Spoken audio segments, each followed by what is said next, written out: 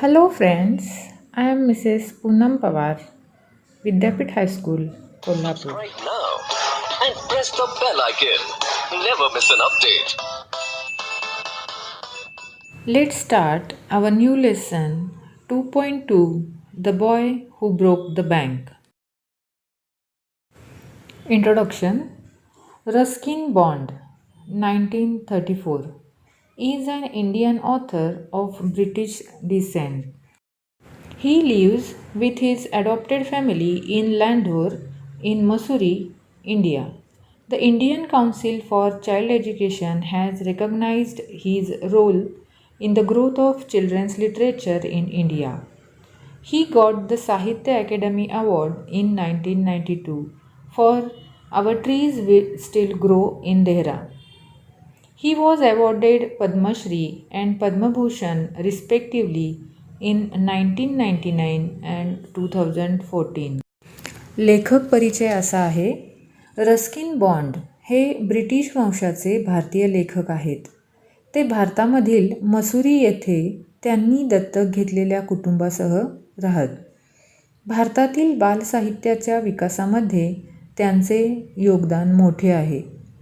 Our trees still grow in India या पुस्तकाकरिता त्यांना 1952 या वर्षी साहित्य अकॅडमीचे पारितोषिक देण्यात आले.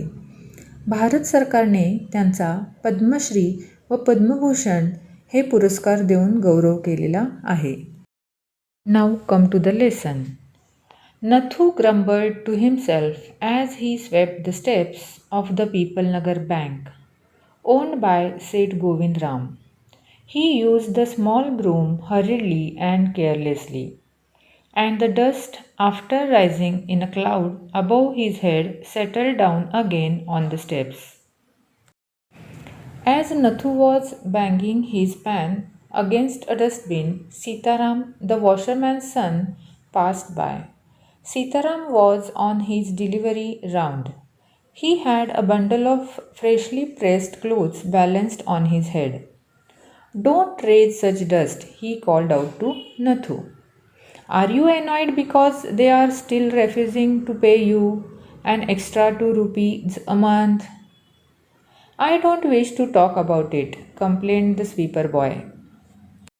Here is a new word, grumbled. It means showed one's critical attitude. म्हणजेच तक्रार केली किंवा कुरकुर केली. शेठ गोविंदराम यांच्या मालकीच्या असलेल्या पीपलनगर बँकेच्या पायऱ्या झाडत असताना नथू स्वतःवरच चिडलेला होता. हातातला लहानसा झाडू त्याने निष्काळजीपणाने घाईघाईत पायऱ्यांवर फिरवला आणि त्यामुळे झाडलेली धूळ त्याच्या डोक्यापर्यंत उडून पुन्हा पायऱ्यांवर पसरली. हातातील सुपली तो कचऱ्याच्या डब्यावर आपटत होता आणि त्याच वेळी धोब्याचा मुलगा सीताराम तिथून चालला होता. इस्त्री केलेले कपडे ज्या त्या ठिकाणी पोचवायचे त्याचे काम होते, त्यामुळे डोक्यावर त्याने इस्त्री केलेल्या कापडांचे गाठोडे घेतले होते आणि नथू तिथे झाडत असताना तो नथूला म्हणाला, "अशी धूळ उडवू नकोस रे. का इतका वैतागलायस? अजून बँकेतून तुला 2 रुपये पगार जास्त देत नाहीत म्हणून इतका वैतागलायस का?" तेव्हा झाडूवाला मुलगा तक्रारीच्या सुरात म्हणाला, "मला त्यांच्याबद्दल काहीही बोलण्याची इच्छा नाही. I haven't even received my regular pay and this is the 20th of the month. Who would think a bank would hold up a poor man's salary? As soon as I get my money, I am off. Not another week I work in this place." And Nathu banged the pan against the dustbin several times just to emphasize his point and giving himself confidence. "Well, I wish you luck," said Sitaram. "I will keep a lookout for any jobs that might suit you." And he plodded barefoot along the road, the big bundle of clothes hiding most of his head and shoulders. Here are some new words. Emphasize. It means draw attention to. याचाच अर्थ आहे एखाद्या गोष्टीवर जोर देणे किंवा महत्त्व देणे. And the next one is plodded. It means walked heavily, म्हणजेच मोठ्या कष्टाने चालणे. त्यानंतर पुढे नथू म्हणतो की महिन्याची 20 तारीख आली तरी अजून नेहमीचा पगारसुद्धा मला मिळालेला नाही. बँक अशी कुणा गरीब माणसाचा पगार थकवत असेल तर असं कुणाला वाटेल का? पगार झाल्या क्षणी मी इथून निघून जाणार आहे. आणखी 1 आठवडाही इथे थांबणार नाही. असे म्हणत नथूने हातातील सुपली कचऱ्याच्या डब्यावर जोरजोरात आपटली आणि आपला मुद्दा ठसवून सांगण्याचा प्रयत्न केला. त्यावर सीताराम त्याला म्हणाला, बरं ते असो, तुला माझ्याकडून शुभेच्छा. तुझ्याजोगं एखादं काम जर मिळालं तर मी पाहून ठेवेन. असं म्हणून त्याने डोके आणि खांदे पार झाकून जातील एवढे मोठे ते कपड्याचे गाठोडे कसेबसे डोक्यावर सावरत तो अनवाणी पायाने पुढे निघाला. Next paragraph. At the 4th home he visited, Sitaram heard the lady of the house mention that she was in need of a sweeper. Tying his bundle together, he said, I know of a sweeper boy who is looking for work. He can start from next month. He is with the bank just now, but they aren't giving him his pay and he wants to leave. Is that so? Said Mrs. Srivastava. Well, tell him to come and see me tomorrow. And Sitaram, glad that he had been of service to both a customer and his friend, hoisted his bag on his shoulders and went his way. One more new word is there, hoisted. It means raised to a higher position. याचा अर्थ आहे उंच उचलले किंवा आधार दिला. सीताराम जेव्हा 4थ्या घरापाशी येऊन पोहोचला तेव्हा त्याने त्या घरातील स्त्रीचे बोलणे ऐकले. तेव्हा त्याला लक्षात आले की त्या स्त्रीला झाडूवाल्याची गरज आहे. तेव्हा गाठोडे बांधता बांधता तो तिला म्हणाला, माझ्या ओळखीचा एक झाडूवाला आहे, त्याला कामाची गरज आहे. पुढच्या महिन्यापासून तो कामावर सुद्धा येऊ शकतो. आता एका बँकेत तो कामाला आहे, पण ते लोक पगार देत नाहीत म्हणून त्याने ती नोकरी सोडायची ठरवले आहे. असं का? मग त्याला उद्याच मला भेटायला सांग, असे श्रीमती श्रीवास्तव सीतारामला म्हणाल्या. गिऱ्हाईकाला आणि मित्राला दोघांनाही मदत करता आली या खुशीत सीताराम खांद्यावर गाठोडे टाकून निघून गेला.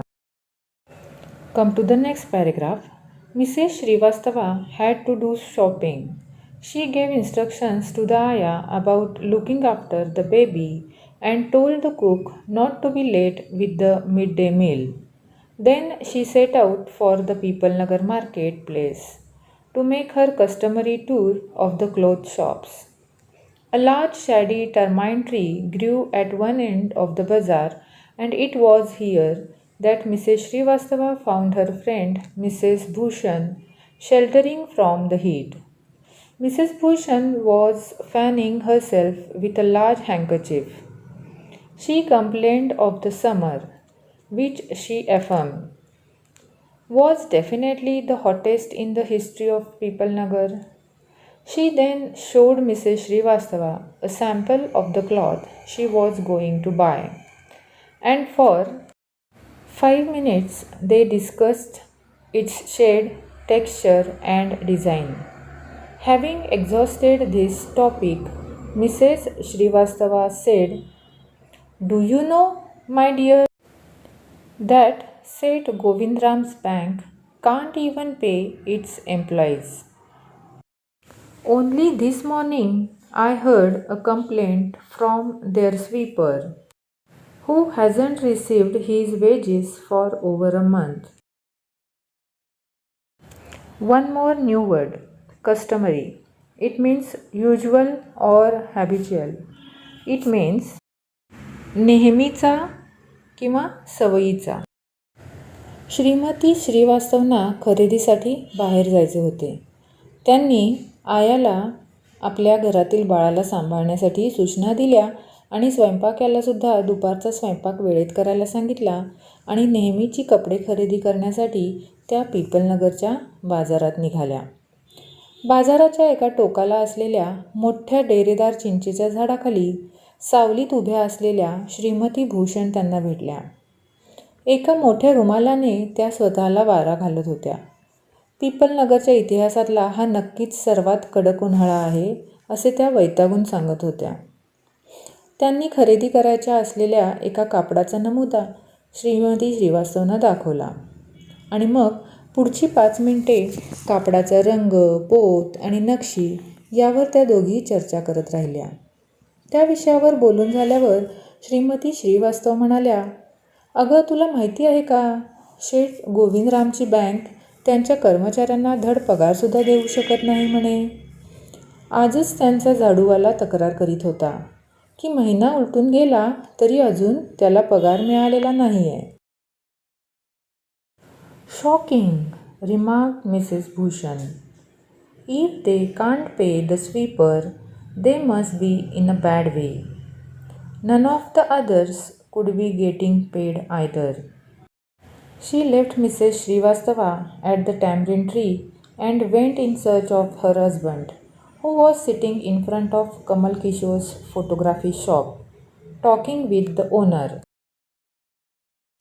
अरे बापरे, झाडूवाल्याचा पगारही देऊ शकत नाहीत. याचा अर्थ परिस्थिती फारच बिकट दिसतीये. बाकीच्यांनाही पगार मिळत असेल असे वाटत नाही, श्रीमती भूषण म्हणाल्या. चिंचेच्या झाडापाशी श्रीमती श्रीवास्तवांचा निरोप घेऊन त्या आपल्या पतीला शोधायला निघाल्या. ते कमल किशोर फोटोग्राफीच्या दुकानासमोर मालकाशी गप्पा मारीत बसले होते. Next paragraph. So, there you are, cried Mrs. Bhushan. I have been looking for you for almost an hour. Where did you disappear? Nowhere, replied Mr. Bhushan. Had you remained stationary in one shop, I might have found you, but you go from one shop to another like a bee in a flower garden. Don't start grumbling. The heat is trying enough. I don't know what is happening to Pipalnagar.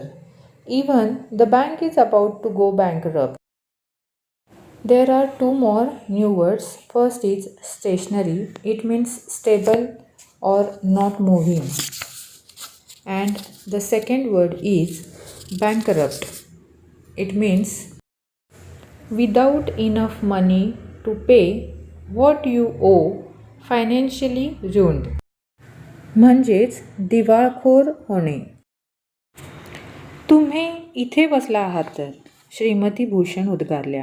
अहो, 1 तास झाला मी तुम्हाला सगळीकडे शोधते आहे. कुठे गायब झाला होतात? कुठेही नाही, मिस्टर भूषण म्हणाले. तू एकाच दुकानात स्थिर असतीस तर मी तुला शोधू शकलो असतो, पण तू फुलांच्या बागेतल्या मधमाशीसारखी एका दुकानातून दुसऱ्या दुकानात विहरत असतेस. उगीच कुरकुर करू नका. आधीच उकाड्याने हैराण केलं आहे आणि पिपलनगरमध्ये नक्की काय चाललं आहे कुणास ठाऊक.